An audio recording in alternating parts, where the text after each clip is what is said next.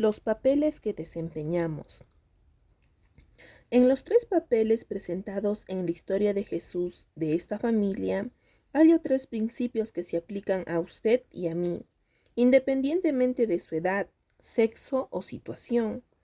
Cada uno de nosotros puede hallarse en cada uno de estos tres papeles: el padre, el hermano mayor y el pródigo. Primero, todos tenemos suficiente de la rebelión del hermano menor en nosotros, que debería impedirnos juzgar y criticar a nadie. Cada uno de nosotros emergimos del vientre de nuestra madre como rebelde. Como expliqué con detalle en un capítulo previo, somos completamente corruptos por el pecado desde el mismo momento de la concepción. Tan pronto como pudimos tomar decisiones responsables, tomamos el tesoro de nuestro Padre y neciamente lo desperdiciamos, de tal manera que no tenemos nada para ofrecerle cuando volvemos. Cualquier obra justa que traemos lleva la pestilencia de nuestra propia pocilga. Felizmente, nuestro Padre no quiere nada más que nuestro regreso. Él espera, mirando el horizonte por nuestro paso familiar. Anhela recibir nuestro arrepentimiento con un aluvión de besos, un vestido, un anillo, un par de zapatos y una celebración con su ejército celestial. La gracia nos espera. Si usted no ha vuelto a Él con fe sencilla, como de niño, le invito a hacerlo ahora. Si no tiene las palabras precisas, haga suyas la del pródigo. Padre, he pecado contra el cielo y contra ti, y ya no soy digno de ser llamado tu hijo. Lucas 15:21.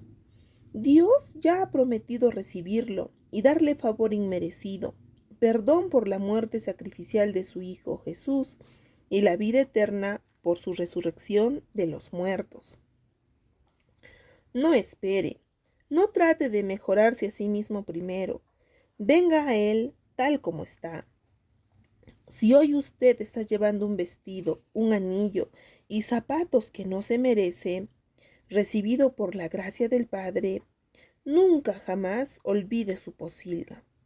Si en verdad está arrepentido y genuinamente en relación con el Padre de nuevo, ni siquiera puede condenar al fariseo por su ceguera santurrona. Usted verá que él también necesita la compasión del Padre. Segundo, todos tenemos tanto del orgullo del hermano mayor en nosotros que podríamos ser igualmente crueles e hipócritas. La mayoría de nosotros somos inseguros, lo suficiente como para elevar nuestra propia posición a costa de otros. Así que nos mordemos la lengua y meneamos la cabeza por la necedad del hermano mayor Matagracia. Y sin embargo, muy adentro, escondemos un orgullo que no es menos insidioso. Permítame urgirle a ser franco lo suficiente como para encarar el hecho de que la última vez que alguien de quien en particular no gustábamos tuvo un tropiezo moral, nos levantamos un poco más alto en nuestra propia mente, ¿verdad? En vez de lamentar por la caída de un pródigo compañero, lo vimos como una oportunidad de anotar otro punto de mérito en nuestra columna. No mire ahora, pero ¿podría ser eso un indicio del barro debajo de nuestros propios vestidos de justicia? Es también probable que usted tenga un fariseo viviendo en su casa, tal vez un hijo o hija, un padre o incluso un esposo o esposa. Usted y yo no podemos hacer nada para cambiar a un fariseo. Es un problema del corazón que solo el Señor puede arreglar. Sin embargo, usted puede hacer lo que Jesús hizo. Mantenga la verdad a plena vista para que todos la vean. Reconozca por lo menos una afirmación de legalista. Usted no merece el amor y el favor de Dios. Usted es un pecador indigno. Sin embargo, también es hijo. Dios le ha dado un anillo y un par de sandalias para probarlo. no se avergüence de su indignidad.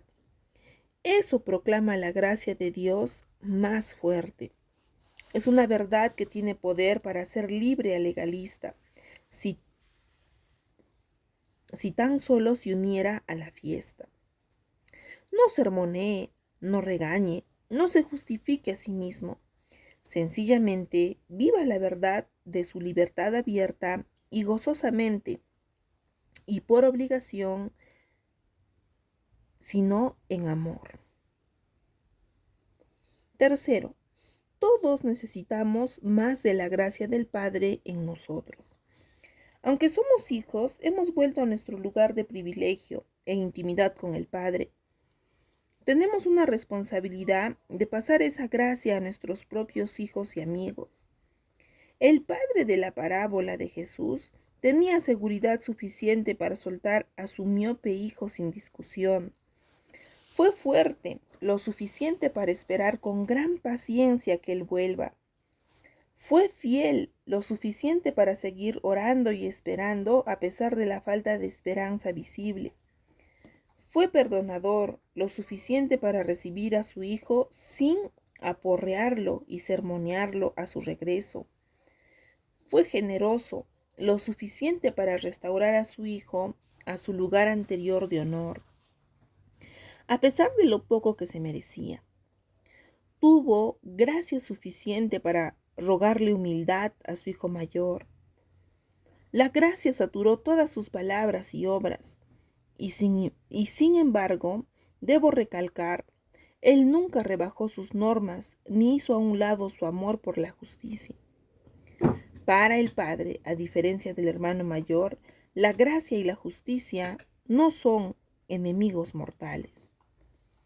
Como padre o madre, usted tendrá a ambos de estos hijos viviendo en casa, a menudo en la misma persona.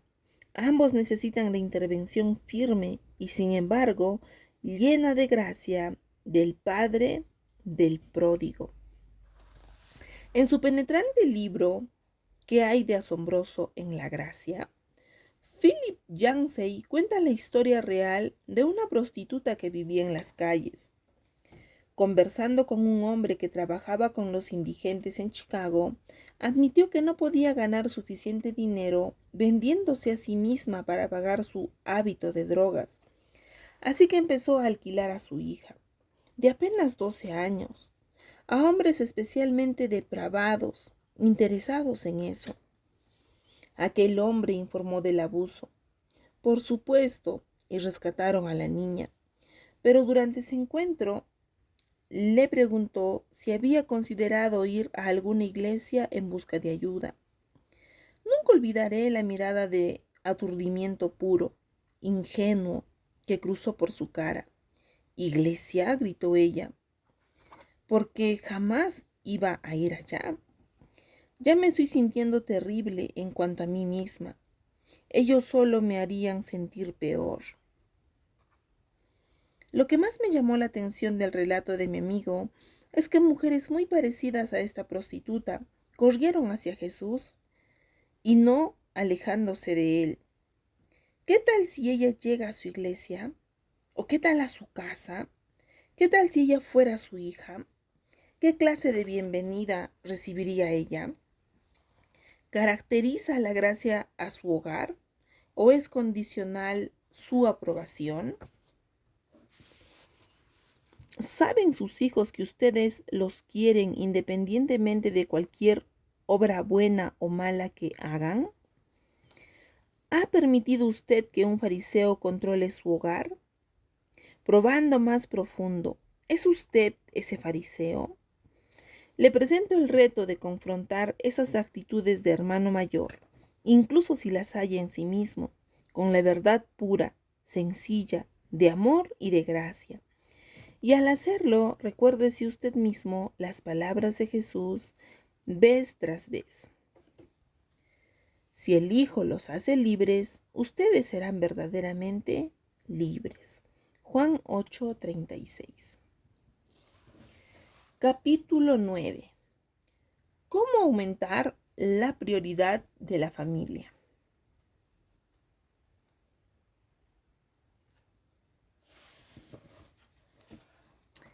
es tiempo de irse a casa. No quiero decir en un vehículo, quiero decir en su corazón. Cuando usted se va a casa en su corazón, reconoce la prioridad de su familia y subraya su valor.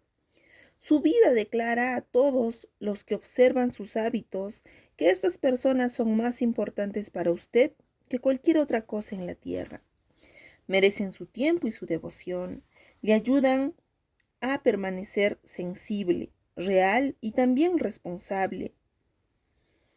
La interacción que usted disfruta con su familia fortalece su carácter de manera que usted puede enfrentar mejor, con integridad, una cultura corrupta.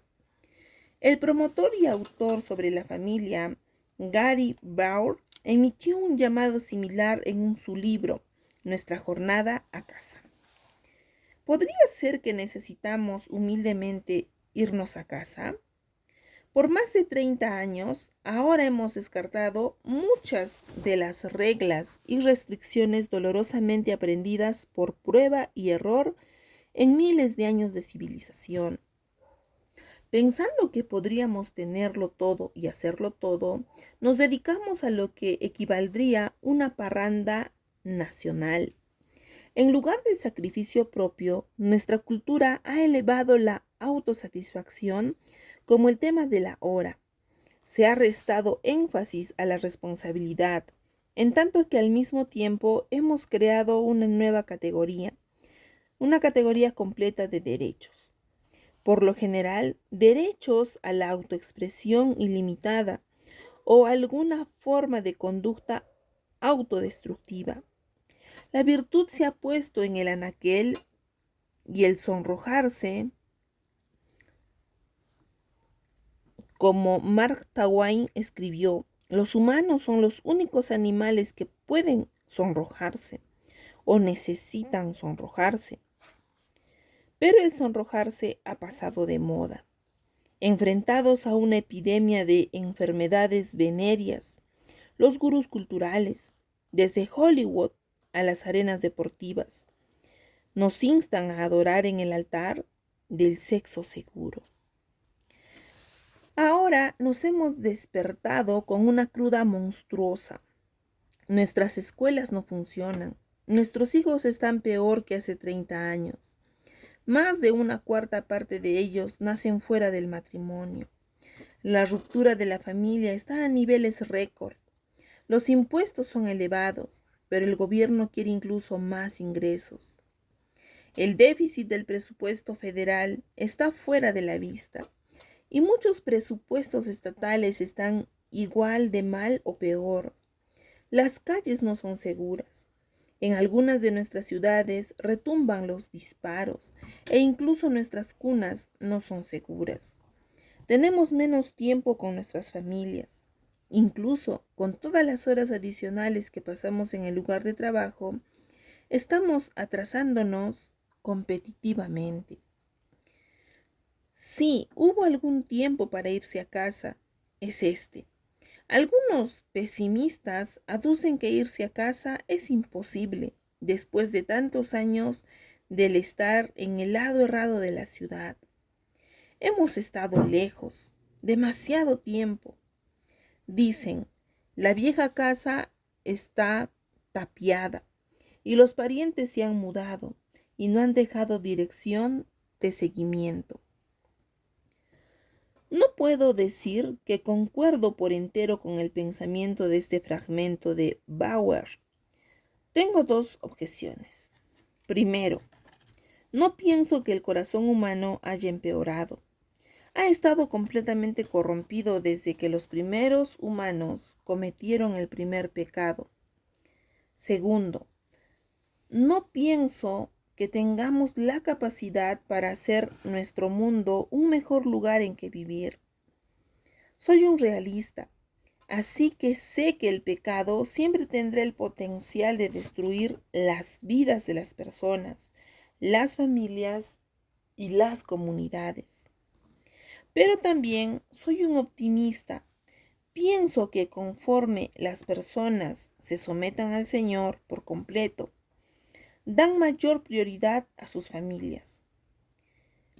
Si suficientes personas harían eso, eso transformaría radicalmente nuestro mundo. Eso no es pensamiento ilusorio. Ese es el mensaje de las Escrituras. Cándidamente, si no pensara que las cosas pueden mejorarse, no estaría en el ministerio.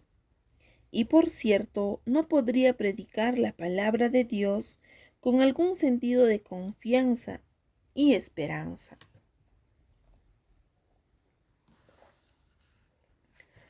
En toda la historia, las grandes sociedades han surgido y desaparecido.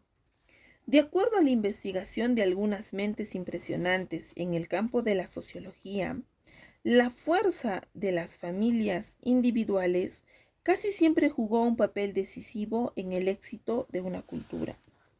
En tanto que estoy convencido de que la instrucción de la familia puede ser fortalecida, Gary Bauer tiene razón.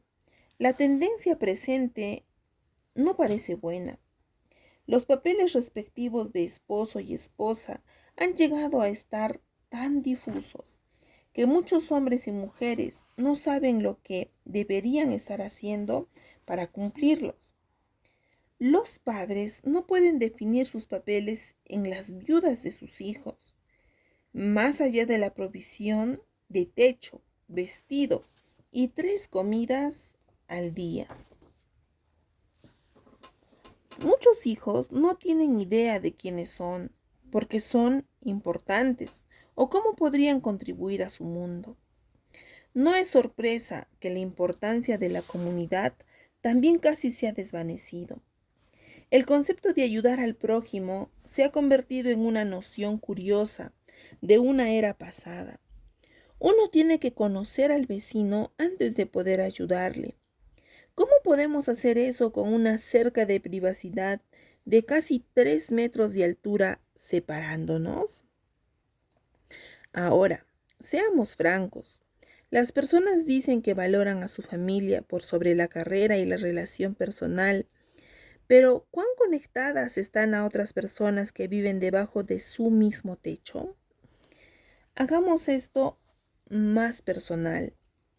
Si no fuera por los celulares y mensajes de texto, ¿cuánto contacto tendría usted con sus hijos? ¿Cuándo fue la última vez que usted pasó 30 sólidos minutos deliberadamente cultivando a alguien que lleva sus genes? Sé que tenemos el potencial de dar prioridad a nuestras familias, aunque el corazón humano ha quedado corrompido por el pecado. Todavía anhela la estabilidad, cultivo y dirección que proveen las familias. Al precipitarnos al futuro, no podemos evitar sentir la tensión que crece en nuestros lazos. A riesgo de eso, sonar pasado de moda, anhelamos los valores de nuestros antepasados, valores de familia, por así decirlo, estándares claramente definidos de bien y mal, intimidad en casa, reverencia en la iglesia, seguridad en la escuela y en el barrio, equidad en el trabajo y sentido común en las cortes. Tal vez por eso el canto del tono gentil, abuelo, se convirtió en un éxito. Abuelo, cuéntame de los buenos días de antaño. A veces se siente como si el mundo hubiera enloquecido. Abuelo, cuéntame, llévame de regreso al ayer, en donde las líneas entre el bien y el mal no parecían tan difusas. ¿En verdad los que querían realmente se enamoraban para siempre? Estando uno al lado del otro, venga lo que venga. Era una promesa en realidad, algo que la gente guardaba y no simplemente algo que decían. En realidad las familias inclinaban la frente para orar. En realidad los papás nunca se iban. Oh, abuelo, cuéntame de los buenos días de tu antaño. Además del deseo básico que tenemos por familias fuertes y comunidades sólidas, la razón primaria para mi optimismo son las escrituras. Una de las recompensas de permanecer comprometido a la palabra de Dios es que usted tiene en las puntas de sus dedos la verdad absoluta, inspirada por Dios. Siempre es a tiempo, completamente confiable, claramente pertinente y por completo aplicable. Aunque casi 3 milenios han pasado desde que fueron compuestos, mi optimismo para nuestro futuro viene de los Salmos 127 y 128. Un antiguo himno familiar. Dentro del himnario de Salmos hallamos 15 cantos breves, Salmos 120, 134, que componen una sección llamada por muchos el Salterio Pequeño. Los editores hebreos antiguos añadieron una superinscripción a estos salmos que dice Cántico de Ascenso. La mayoría de las versiones de la Biblia, en especial, ponen esto en cursiva, justo debajo del número del salmo, y dice Cántico gradual o Cántico de Ascenso gradual. Pero el hebreo incluye un artículo definido, lo que yo pienso que es significativo. Nadie sabe a ciencia cierta por qué se les llama salmos de ascenso, aunque abundan las teorías. La teoría más creíble da el mejor sentido al artículo definido en la superinscripción. Cuando un judío se acercaba al templo de Salomón, se suponía que subía por 15 escalones que conducían al vestíbulo. La tradición dice que en cada uno de los 3 festivales anuales, el judío fiel se detenía en cada escalón para repartir o cantar el salmo correspondiente. La mayoría de ellos, aunque cortos, reflexionan virtualmente en cada faceta importante de la vida de la comunidad judía. No es sorpresa que los 2 de la mitad, el Salmo 127 y el 128, contemplan la relación del Señor con la familia y lo importante que es una familia saludable y santa para la prosperidad de la nación. Poniéndolos juntos, me recuerda a un monumento histórico cerca de Houston, cerca de Texas. El imponente monumento San Jacinto tiene un mural gigantesco que combina varios cuadros de eventos clave en orden cronológico que rastrean la historia de Texas. Estos 2 salmos forman un mural literario, rastreando los eventos más importantes de la vida de la familia. Al andar alrededor de este monumento, vemos a una pareja casada, estableciendo su hogar, teniendo hijos, criándolos y cuidándolos, en estrecha asociación con el Señor, y finalmente soltándolos para que a su vez tengan hijos. El inspirado mural muestra una familia floreciente, tal como Dios propuso, una familia cuyos miembros ponen la más alta prioridad en él y cada uno en el otro. Si observamos con detenimiento, descubriremos 3 principios importantes y 2 recordatorios cruciales en el camino. 3 principios fundamentales. El Salmo 127 empieza con un principio fundamental sobre el cual se construye todo lo demás. Si Jehová no edificare la casa, en vano trabajan los que la edifican. Si Jehová no guardare la ciudad, en vano vela la guardia. Por demás es que os levantéis de madrugada y vayáis tarde a reposar, y que comáis pan de dolores, pues que a su amado dará Dios el sueño. Salmo 127, 1 y 2. El lenguaje hebreo tiene por lo menos 2 maneras de recalcar un punto. El primero es repetir un término o frase. El segundo es cambiar el orden usual de las palabras en la estructura gramatical, moviendo las palabras recalcadas al principio de la oración. Si querían martillar de manera especial el punto, empleaban ambos métodos. En este caso, el hebreo literal para las primeras dos líneas diría: si el Señor no edifica, no la casa, en vano los que la edifican trabajaron. Si el Señor no guarda la ciudad, en vano ha velado la guardia. Para el hebreo antiguo, el término casa quería decir mucho más que una estructura física.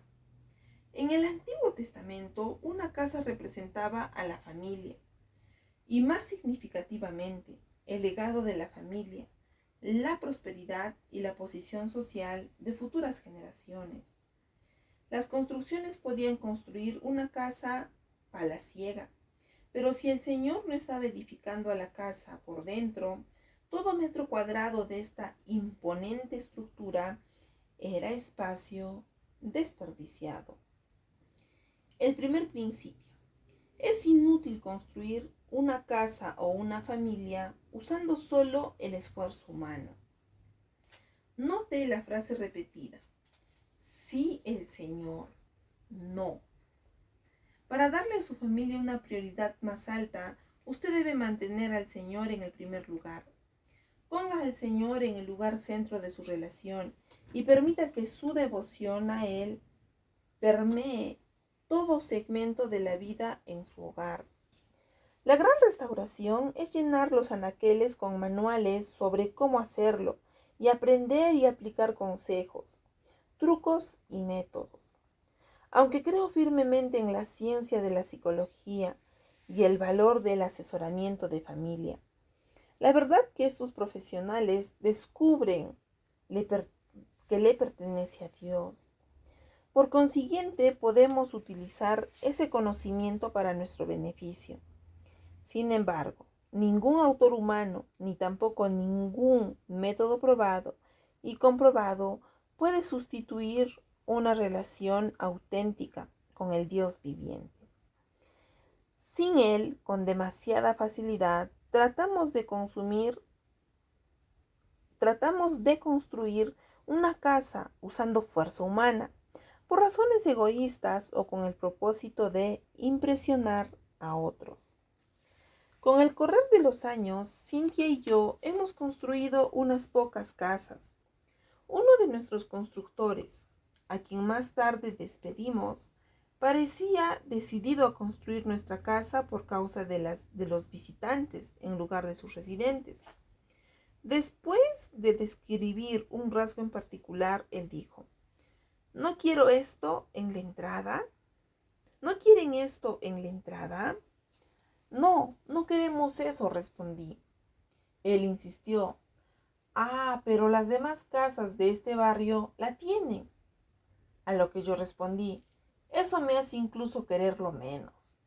¿Estás seguro? Ahora, cuando ustedes entren, pueden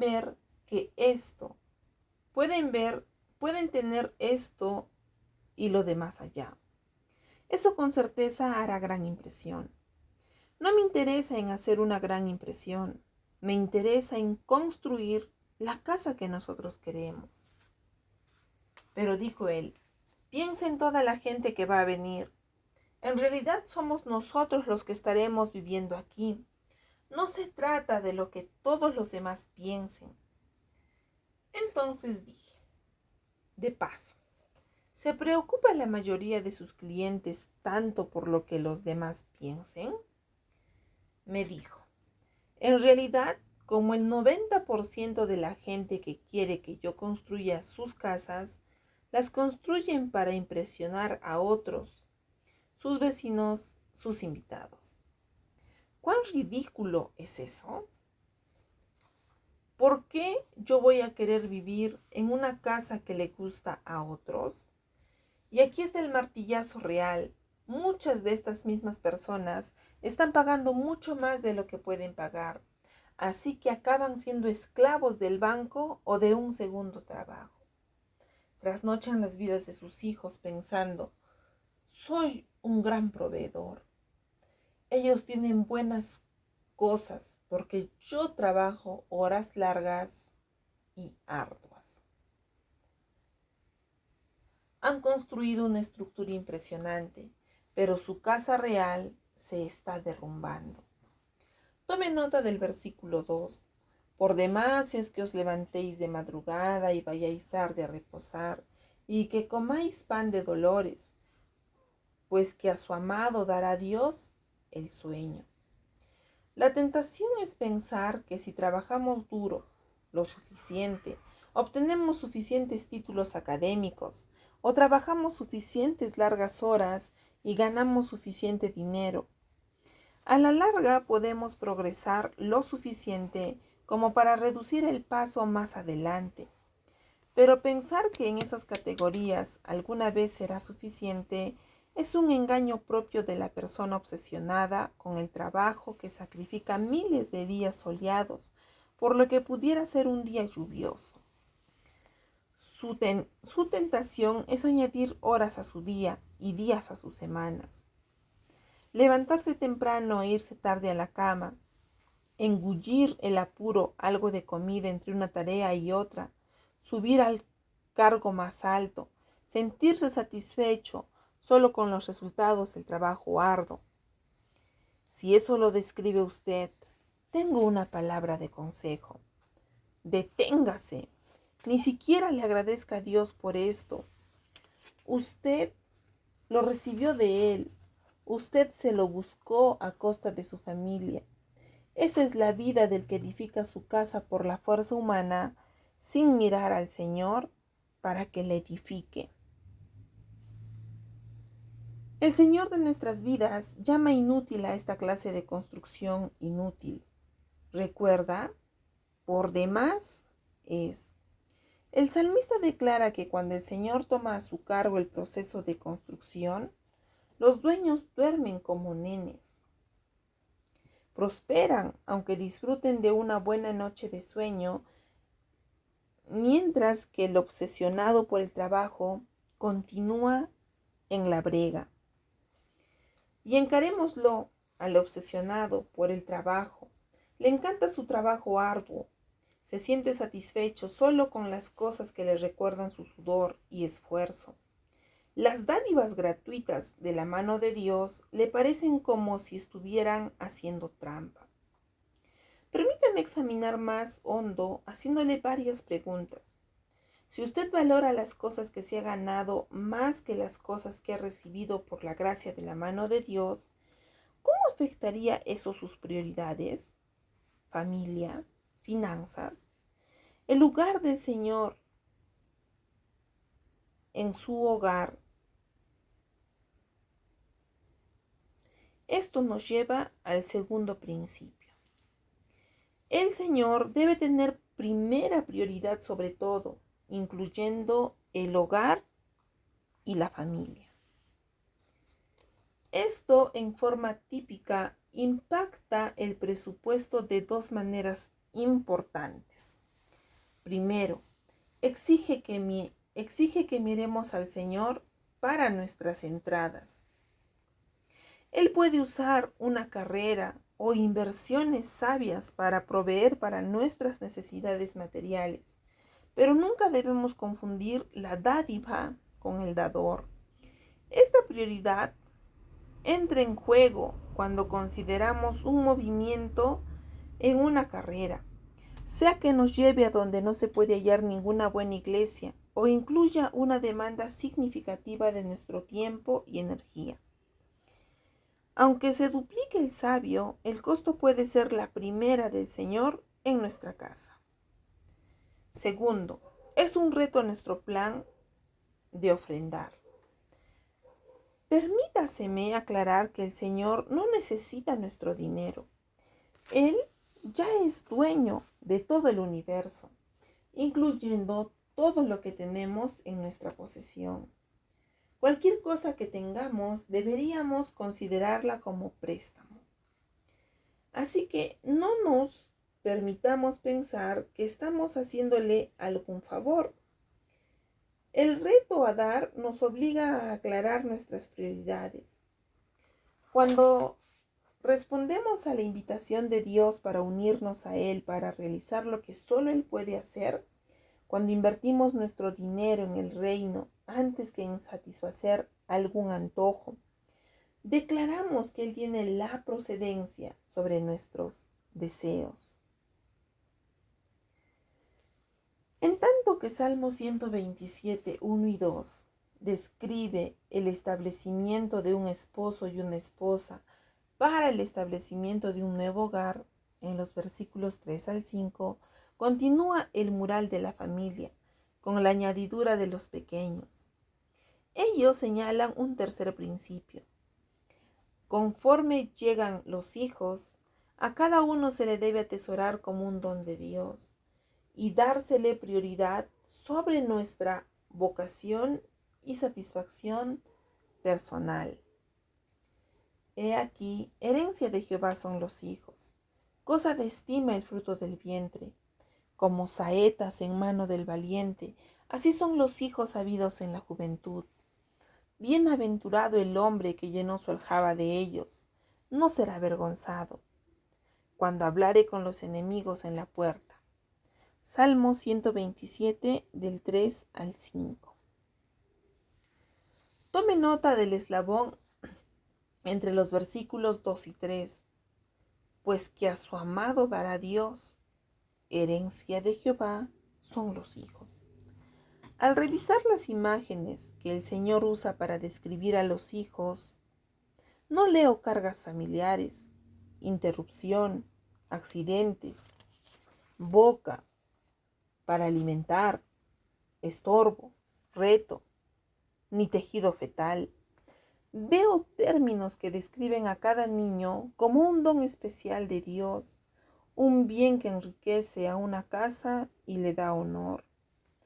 El cuadro de los hijos como flechas pudiera parecer extraño y nuestra perspectiva occidental y del siglo XXI, pero la mayoría de personas del mundo antiguo no miraban el gobierno civil para que los alimenten y los proteja. Dependían de su familia, su casa. Una familia fuerte proveía seguridad, provisión y compañerismo, así como también un sentido de identidad y pertenencia. Por lado, estar sin familia era estar completa y literalmente desvalido. Para poner esto en términos más contemporáneos, piensa en un soldado moderno en batalla, llevando un rifle de alto poder con la cartuchera completamente cargada, una pistola semiautomática de calibre 45 a la cintura y un morral lleno de municiones.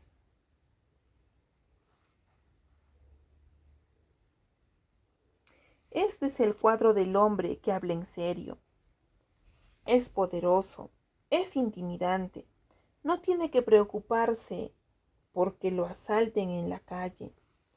De manera similar, cualquiera que pudiera querer aprovecharse de una familia pensaría dos veces en cuanto a una pareja que ha sido bendecida con una casa llena de hijos robustos y fuertes, de corazón, e hijas fuertes e inteligentes e industriosas. Para continuar con la metáfora, las flechas son objetos puntiagudos, delicados y peligrosos. En un campamento para adolescentes, una vez tomé lecciones sobre arquería que podría haber sido desastroso. Después de mis primeros 4 intentos, el instructor hizo despejar el área y se puso detrás de mí, juntos con los demás preocupados mirones, mientras yo trataba de dirigir al blanco una flecha. Con un blanco del tamaño de un colchón tamaño gigante y estando como a unos 5 metros de distancia, finalmente logré acertar al borde.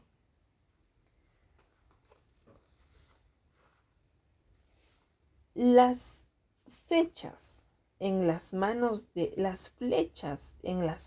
un arquero diestro pueden alimentar y defender la casa, pero pocas cosas son más mortales que una flecha mal dirigida. Lo mismo se puede decir de hijos confundidos, indisciplinados y mal dirigidos. Aprender a dirigir a un hijo requiere concentración, diligencia, una disposición para parecer necio, abundante práctica y paciencia, mucha paciencia. Yo he sido bendecido con 4 flechas muy puntiagudas. Originalmente pensé que nuestra aljaba estaba construida para 2, un hijo y una hija. Alfa y Omega, principio y fin. Luego nos mudamos a Nueva Inglaterra, en donde nieva mucho, y entonces vino nuestro tercer hijo. A poco de volver a nuestro estado natal de Texas, tuvimos la 4ª. Obviamente el Señor quería que tengamos más dones de los que habíamos esperado, pero con toda franqueza, no puedo imaginarme la vida sin los 4 hijos que Dios nos dio. Que mucho más pobre sería el mundo sin alguno de ellos. El Señor colocó esas 4 flechas en las temblorosas manos de un padre guerrero para que los dirija y los cuide bien. Decir que he sido bendecido sería la declaración más subestimada del año. Tome nota de los pensamientos de conclusión del Salmo. Bienaventurado el hombre que llenó su aljaba de ellos, no será avergonzado cuando hablare con los enemigos en la puerta. Salmo 127, 5. Las 2 últimas frases describen cómo los padres y los hijos disfrutan de un beneficio mutuo de su alrededor, de su relación. Los padres son bendecidos de tener su aljaba llena de flechas, pero ellos, es decir, los hijos, no se avergonzarán cuando deban defender a la familia en público.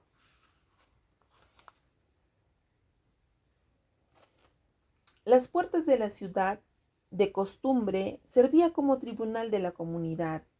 Allí se reunían los dirigentes de la ciudad para hablar sobre el orden civil, discutir y decidir disputas, presenciar y sellar contratos.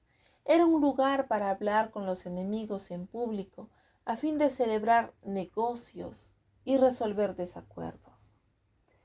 Si nuestros hijos han sido guiados bien, estarán sobre sus propios pies con la seguridad de la confianza de una casa fuerte.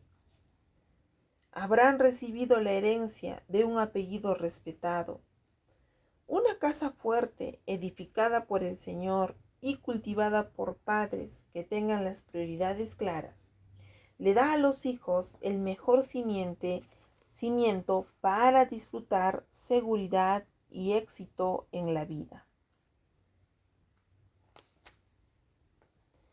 2 recordatorios cruciales. Muchos piensan que los editores hebreos específicamente escogieron y arreglaron estos 15 cantos individuales para formar una progresión, y la estrecha asociación de los Salmos 127 y 128 ayuda a respaldar esta idea. Salmo 128.1 toma las mismas palabras con que empieza Salmo 127.5. Bienaventurado todo aquel. El mural continúa con escenas de una familia que cree y prospera. El Señor establece y construye la casa, llenándola de hijos. En esta escena, Él es el centro de la vida. Bienaventurado todo aquel que teme a Jehová, que anda en sus caminos. Cuando comieres el trabajo de tus manos, bienaventurado serás y te irá bien. Tu mujer será como vid que lleva fruto a los lados de su casa, tus hijos como plantas de olivo alrededor de tu mesa. He aquí que así será bendecido el hombre que teme a Jehová. Salmo 128, del 1 al 4. ¡Qué cuadro de una familia floreciente! Temor. En este caso se refiere a la reverencia saludable del Señor que resulta en obediencia. Esto no es el temor que tenemos de los huracanes o de los ataques cardíacos. Dios no está parado encima de nosotros, esgrimiendo un garrote con un clavo en la punta, esperando a que fracasemos. El temor a la represalia no motiva la obediencia de nadie. El temor que hace que un hogar florezca se ve mucho más como asombro. Mi padre y mi madre solían decir, nuestro hogar es un hogar que teme a Dios. Con eso, ellos querían recordarnos que todo lo que decimos y hacemos refleja nuestra relación con el Señor. Le reconocemos como el Rey soberano de nuestra casa. Aprendimos temprano como el Rey soberano de nuestra casa. Y aprendimos temprano a respetar su nombre y a guardarnos de no usarlo a la ligera o en vano. Aprendí a respetar el lugar de adoración y a aprender de memoria los cantos de adoración. Aprendí a acercarme al Padre de Dios con un espíritu de asombro que todavía me llena hoy. Aprendí de mi mamá y de mi papá a agradecerle al Señor por todo lo bueno, por grande o pequeño que sea, y también a aceptar los tiempos difíciles sin quejarme. Cuando una relación con el Señor es la primera prioridad en el hogar, por sobre todo lo demás, incluyendo carrera o incluso ministerio, Él da prosperidad y bienestar a todos en esa casa.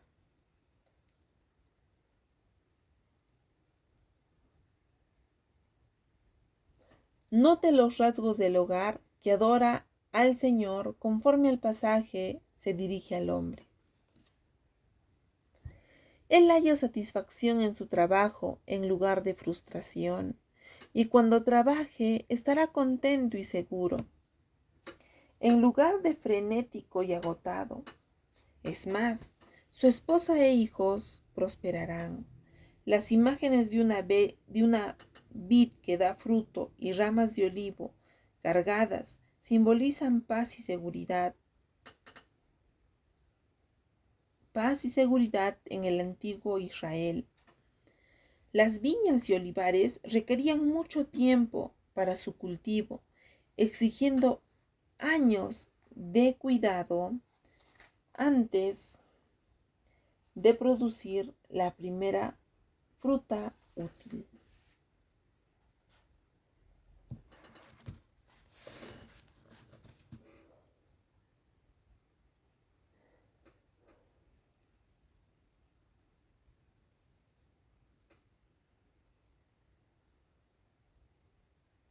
Solo una tierra que disfruta de abundante lluvia, un buen clima y libre de guerra o conflicto interno puede provocar uvas y aceitunas. Cuando un esposo busca al Señor para que proteja y cuide de su casa, él disfruta de una esposa a la que se describe como una vid que lleva fruto, e hijos alrededor de su mesa como ramas cargadas de aceitunas, como ramas cargadas de aceitunas. Este es un cuadro hermoso de paz y prosperidad. Pienso que esta imagen verbal del mundo agrícola va mucho más hondo que la promesa simplista y de servicio propio. Adórame y yo te daré mucho dinero. Pienso, primero, no hallo nada de monetario en las bendiciones, aunque el dinero no quede excluido. El hombre hallará satisfacción en su trabajo conforme él mira al Señor y no al trabajo para provisión y protección. La mujer disfruta del cuidado atento, gentil, concienzudo, y afirmación de parte de su esposo, lo que le permite florecer. Los hijos se reúnen alrededor de la mesa de la familia, como ramas de aceitunas, imagen que simboliza paz, el remanente fiel de Israel. Tengo que admitir que no sé casi nada de horticultura. Tengo que pagar a un jardinero para que mantenga mi césped y mis jardines para que no se vean como desierto. Es más, me dijo más de una vez, le sugiero que se mantenga lejos de las plantas. Él me conoce bien. Sin embargo, sí sé esto. Las plantas saludables no aparecen por casualidad. Requieren conocimiento y cuidado para estar verdes y crecer. Hace años conocí a un excelente jardinero llamado Manuel. Curioso en cuanto a su talento, le preguntó, ¿cómo lo hace? Todo lo que yo toco se marchita. Con bondad me respondió,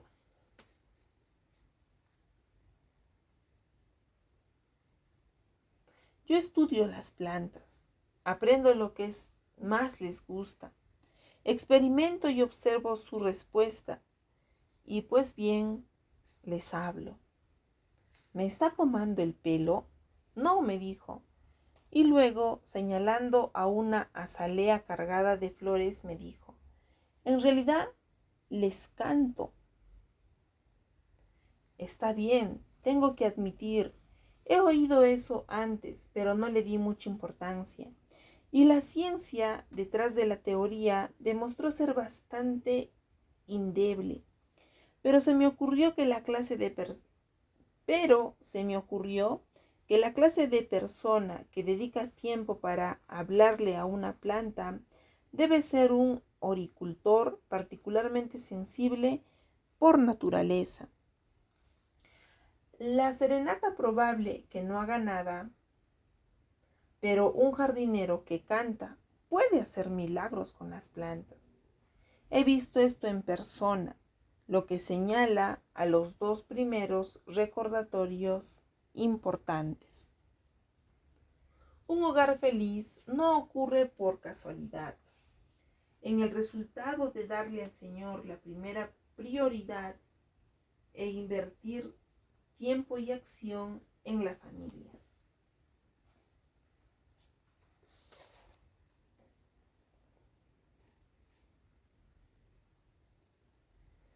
Barbara Bush pronunció el discurso de graduación de 1990 en el notoriamente feminista Wellesley College. Muchas de las estudiantes protestaron por la selección de la conferencista. No la consideraban digna de honor, puesto que había escogido la maternidad y el cuidado de la casa como su vocación en lugar de perseguir una carrera fuera de casa. A pesar de las objeciones, la señora Bush decidió capitalizar en lo que consideró un momento enseñable. Atesoren sus conexiones humanas, sus relaciones con la familia y amigos. Por varios años a ustedes se les ha recalcado la importancia de la dedicación y trabajo arduo para su carrera.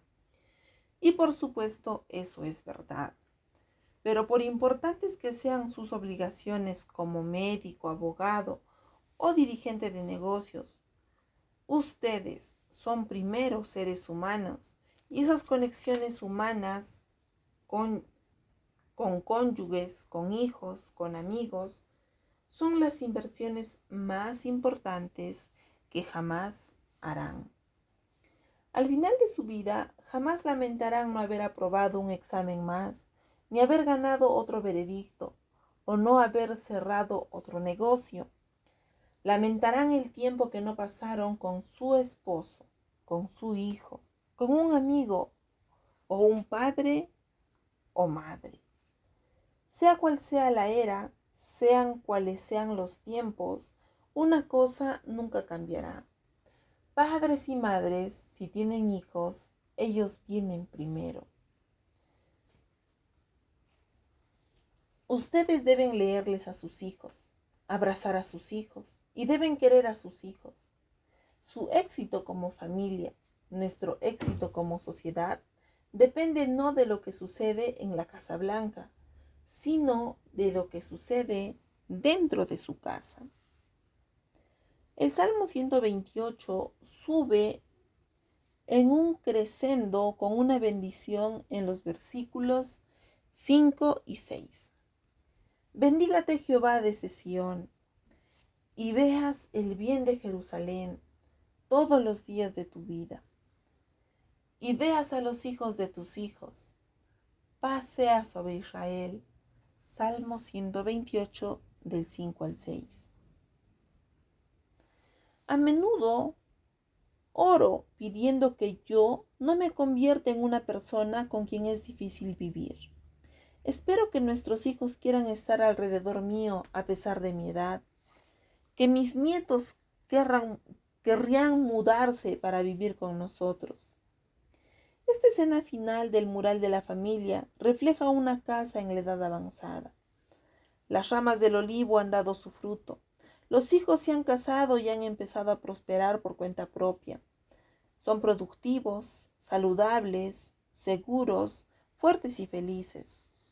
La pareja anciana ha hecho el mejor servicio posible a su comunidad y a su país.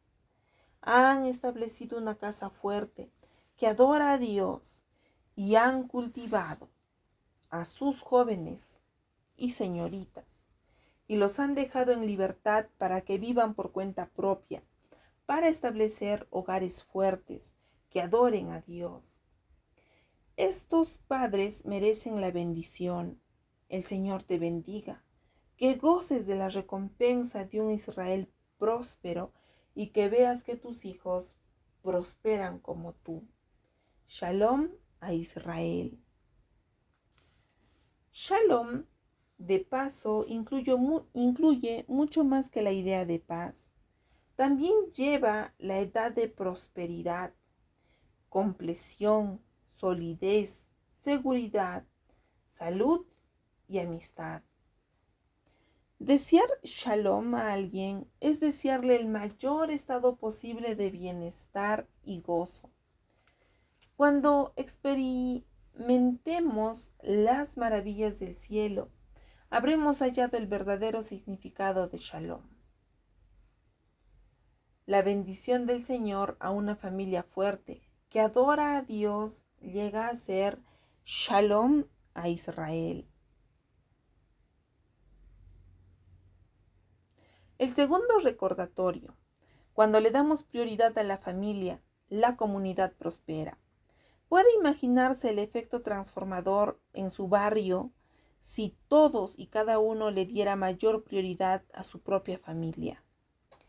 Construíamos puertas en nuestras cercas, construíamos veredas en una casa a otra, nos reuníamos para proteger nuestros vecindarios porque alguien trata de hacerle daño a uno de nosotros. Seríamos mutuamente responsables y el amor fluiría. Entonces, cada una de esas familias produciría un número de otras casas edificadas por el Señor, y entonces esas se reproducirían. Antes de muchas generaciones, toda una nación podría ser transformada. Estoy convencido de que este fue el plan de Dios para Canaán. Empezando con el gran éxodo de Egipto y sus palabras a la primera generación a punto de recibir la tierra prometida. Él dijo: Oye Israel, Jehová nuestro Dios, Jehová uno es. Y amarás a Jehová tu Dios de todo tu corazón y de toda tu alma y con todas tus fuerzas. Deuteronomio 6 del 4 al 5.